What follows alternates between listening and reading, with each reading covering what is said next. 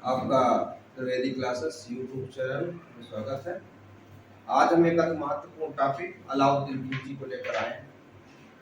इसकी पूर्व की क्लास में हमने खलजी वंश के अंतर्गत जलालुद्दीन फिरोज खिलजी को बताया था और आज का हमारा जो टॉपिक है वो है अलाउद्दीन खिलजी।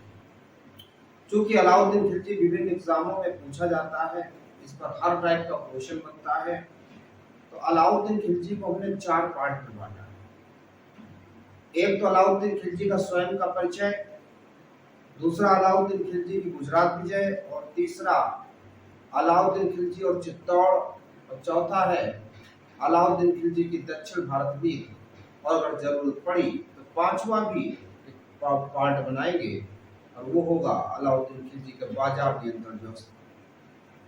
वास्तव में खलजी वंश के पहले जो दास वंश था, दास वंश भारत में पहला इस्लामिक राजवंश है।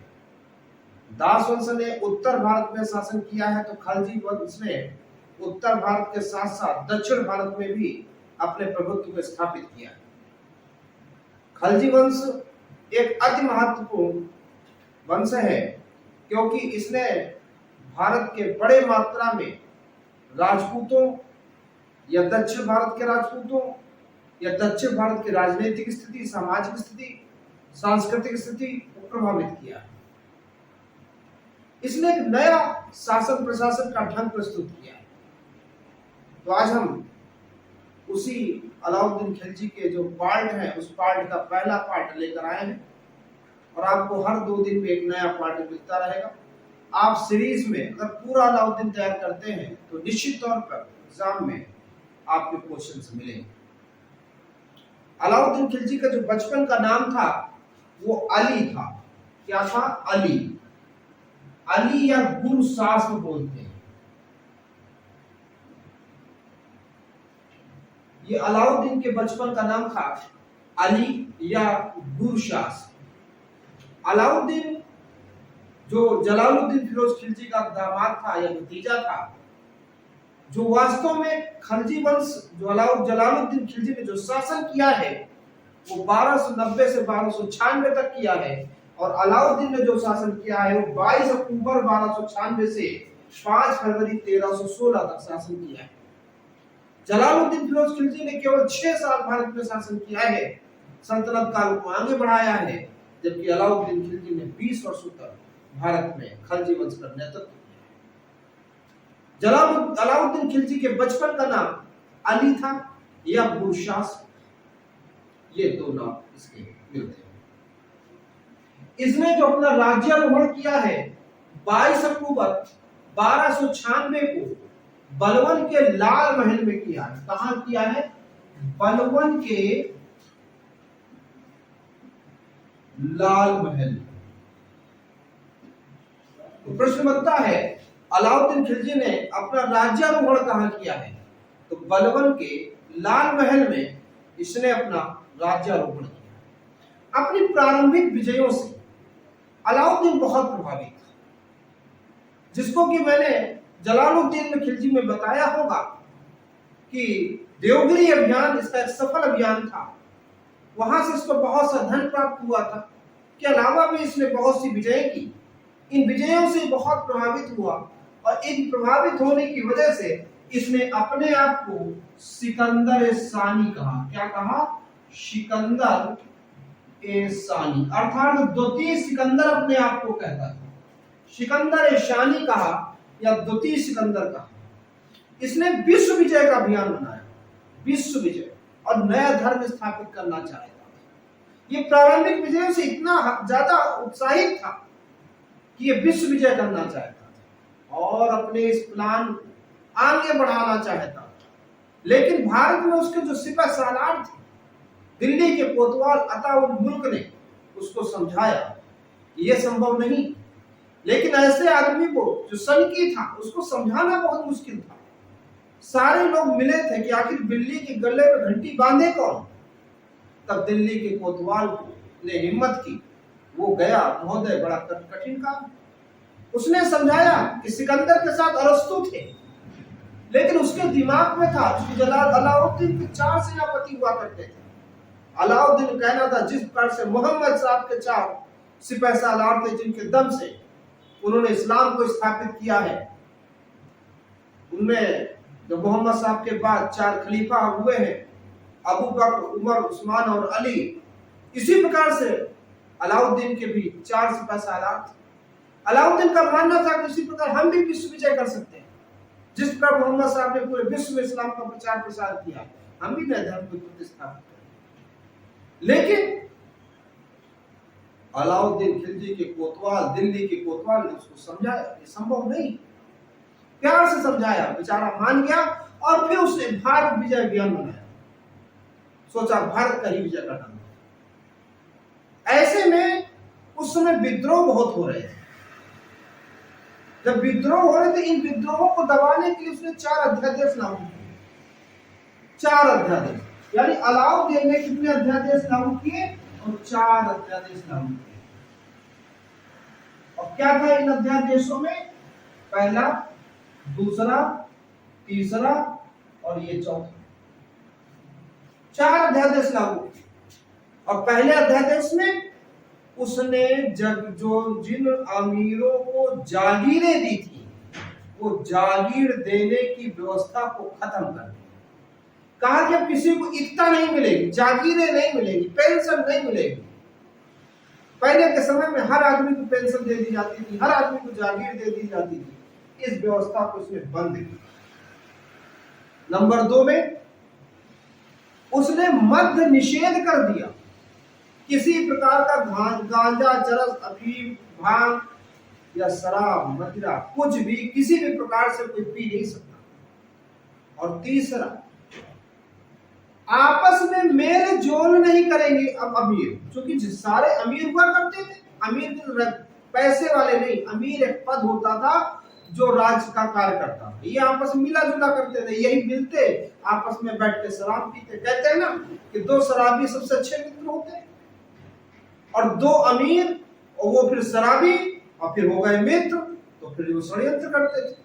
तो अलाउद्दीन ने ये व्यवस्था की कि वो आपस में मिल ही ना पाए, और इसके लिए उसने पहले शराब रोक लगाई और फिर उनके मिलन पर रोक लगाई कि वे आपस में मिलेंगे नहीं, यानी मेल मिलाप पर रोक लगाई, और यहाँ पर एकता पर रोक लगाई। और इन सब की जांच के लिए उसने क्या नियुक्त किए? बरीर अर्थात गुप्तचर नियुक्त। ये 4 अध्यादेश कह सकते हैं कि निश्चित तौर पर यही चारों अध्यादेश उसकी सफलता का राज था। अलाउद्दीन ने ये 4 अध्यादेश जारी कर उन अमीरों को आपस में मिलने से रोक दिया। उसकी जो सबसे महत्वपूर्ण विजय थी वो गुजरात विजय थी। इस पर हम पूरा एक वीडियो बनाएंगे और आपको मिलेगा, मेरा नेक्स्ट वीडियो गुजरात विजय पर ही होगा। उसने गुजरात विजय की, और गुजरात विजय का सबसे बड़ा फायदा हुआ वो 2 हुए। एक तो गुजरात के शासक कर्ण सिंह बघेला की पत्नी मिली, और दूसरा कर्ण सिंह बघेला का विशेष कृपा पात्र मलिक काफूर मिला, जो कि बिगड़ा था। तो गुजरात विजय अलाउद्दीन को बहुत कुछ दे गया। यही मलिक काफूर बाद में अलाउद्दीन की दक्षिण भारत की विजयों का एक प्रमुख सूत्रधार बना। तो ये बड़ा इंपॉर्टेंट क्वेश्चन बनता है कि मलिक काफूर कौन था? एक जना था। इसके बाद उसका पद्मिनी को लेकर चित्तौड़ पे उसने अभियान किया, जिसमें राणा रतन सिंह मारे। यानी अलाउद्दीन का एक और अभियान जो वास्तव में इस्लामिक दृष्टि से देखा जाए, भारत में इस्लामिक दृष्टि से देखा जाए तो अत्यधिक सफल था। अगर हम भारतीय दृष्टि से देखें तो निश्चित तौर पर बहुत क्रूर था, लेकिन अगर इस्लामिक दृष्टि से बात करें तो उस समय चित्तौड़ भारत का सिरमौर हुआ करता, और ऐसे में उसने चित्तौड़ पर आक्रमण किया, चित्तौड़ को जीता, राणा रतन सिंह को मारा, और वहां की महिलाओं ने जौहर किया। भले ही महिलाओं ने जौहर किया हो, लेकिन इस्लामिक दृष्टि से वो एक सफल अभियान था। लेकिन भारतीय दृष्टि से 30,000 से ज्यादा लोगों का कत्ल किया गया। वास्तव में इससे बड़ा नरसंहार नहीं हो सकता। अगला उसका जो नेक्स्ट उसकी व्यवस्था थी, उसने बाजार नियंत्रण व्यवस्था को लागू किया। क्योंकि उसने एक जो सेना बनाई, वो सेना को वैतनिक बनाया, क्योंकि इसके पहले जो सेना हुआ करती थी उसको एकता दी जाती थी, जागीरदारी दी जाती थी। उसने अपने सैनिकों को जागीर नहीं दी, नगद वेतन दिया। अब आप सोचिए कि इतने सैनिकों को नगद वेतन देना कैसे संभव? उसने नगद वेतन तो दिया, लेकिन वो मात्रा में कम दिया। अब उसकी भरपाई के लिए उसने बाजार नियंत्रण को लागू किया, अर्थात ये बाजार नियंत्रण व्यवस्था दिल्ली में लागू थी। और दिल्ली में जो ये व्यवस्था लागू की वो हम आधुनिक शब्दों में कैंटीन कह सकते हैं। यानी भारत में कैंटीन व्यवस्था, जो मिलिट्री कैंटीन होती है, वो सबसे पहले किसने लागू की? अलाउद्दीन खिलजी ने। तो एक लाइन में कह सकते हैं बाजार नियंत्रण व्यवस्था किसके लिए थी? सिर्फ और सिर्फ अलाउद्दीन के अधिकारियों और सैनिकों के लिए थी, आम जनमानस के लिए नहीं थी। ये भी बड़ा इंपॉर्टेंट क्वेश्चन होता है, इस पर भी आगे क्लास बनाई गई। अलाउद्दीन खिलजी ने निश्चित तौर पर 20 वर्ष शासन किया है, और मैंने आपको उसके विषय में महत्वपूर्ण जानकारी दी। अब एक पॉइंट है, उसकी मृत्यु कैसे? कहते हैं 5 फरवरी 1316 को जलोदर रोग के कारण उसकी मृत्यु हुई। यानी उसको जलोदर रोग था। जलोदर रोग होता क्या? कहते हैं इसमें पेट जो है फूल जाता है और इसका पेट ब्लास्ट होता है। ये ब्लास्ट आंतरिक भाग भी इसके ब्लास्ट हो सकते हैं, बाह्य भाग भी ब्लास्ट हो सकता है। लेकिन है क्या? जलोदर का अर्थ होता है पेट का फूल जाना, और ड्यू टू दिस यानी फूलने के कारण वो ब्लास्ट हो जाता है। इंटरनल पार्ट भी ब्लास्ट हो सकते हैं और बाह्य पार्ट जो पार्ट है वो भी ब्लास्ट हो सकते हैं। तो अलाउद्दीन खिलजी वास्तव में भारत में उसने नई नई व्यवस्थाएं लागू की हैं। उसने अपने आप को द्वितीय सिकंदर का, यानी बहुत ही महत्वाकांक्षी था, इसीलिए तो भारत विश्व विजय करना चाहता था, नए धर्म को प्रतिस्थापित करना चाहता था। उसने खलीफाओं की सत्ता को उस कदर एक्सेप्ट नहीं किया, उसने इस्लामिक कानून को नहीं माना, और उसने डेवलपमेंट को या उसने कार्य को या उसने प्रगति को सर्वोपरि माना है। यही कारण है कि वो नए धर्म को प्रतिस्थापित करना चाहता था। उसने राज्य के हित को सर्वोपरि माना है। उसने कहा है इस्लाम के अकॉर्डिंग नहीं, राज्य के हित के अकॉर्डिंग। यही कारण है कि राज्य के हित के अकॉर्डिंग उसने बाजार नियंत्रण व्यवस्था लागू की थी, इक्का व्यवस्था को बाधित किया।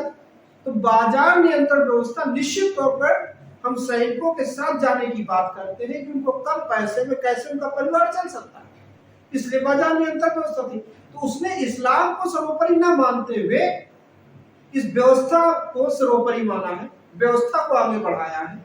और हम उस व्यवस्था को जो बात करते हैं कि उस व्यवस्था को आगे बढ़ाने का प्रयास किया है। जलोदर रोग से इसकी 5 फरवरी 1316 को मृत्यु हुई। ये मैं पूरा क्लास आपको बताया, समझाया। अगर आपको अच्छी लगी हो लाइक करें, इसको कमेंट करें, शेयर करें, सब्सक्राइब करें। जिन लोगों ने सब्सक्राइब नहीं किया हो उसको सब्सक्राइब करें। धन्यवाद।